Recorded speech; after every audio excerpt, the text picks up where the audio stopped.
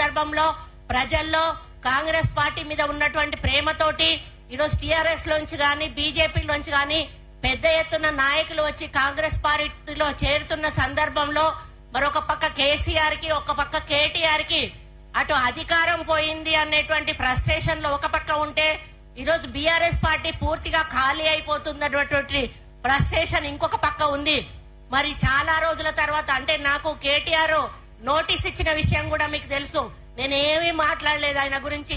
అయ్యా న్యూస్ ఇట్లా వస్తా ఉన్నాయి, నువ్వు ఇట్లా చేసినావు, మరి హీరోయిన్లను బ్లాక్ మెయిల్ చేసినావు అనేటువంటి ఒక మాట చెప్పినందుకు మరి నాకు నోటీస్ పంపిండు కేటీఆర్. ఇదే వేదిక మీద నుంచి అదే కేటీఆర్ ను అడుగుతా ఉన్నాను. నిన్న మీ అయ్య ప్రెస్ మీట్ పెట్టినప్పుడు నువ్వు ఎడో పక్క రెండో మనిషిగా కూర్చొని ఉన్నావు.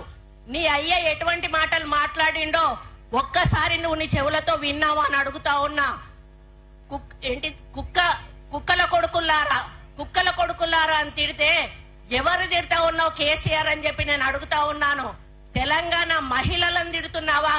కొడుకులు అంటే కుక్కల కొడుకులు అంటే ఆడవాళ్ళందరినీ కూడా కుక్కలు అని తిడుతున్నావా అని చెప్పి ఈ సందర్భంగా నేను అడుగుతా ఉన్నాను. అటువంటి చెప్పనలవిగా అన్నటువంటి బూతులు తిట్టి ఈ రోజు నీ అయ్య నీ పక్కనున్నాడు, మరి ఆయన మీద ఏం కేసు పెట్టాలి అని చెప్పి నేను అడుగుతా ఉన్నాను. ఆయనను బహిరంగంగా ఉరి తీసినా కూడా ఆయన మాట్లాడిన మాటలకు కొంతమంది కూడా నోటీస్ పంపాలని చెప్పి ఈ సందర్భంగా ఆదేశిస్తా ఉన్నాను. కాబట్టి ఇప్పటికైనా కూడా టిఆర్ఎస్ నాయకులకు ఒక్కటే చెప్తా ఉన్నాను, హెచ్చరిస్తా ఉన్నాను.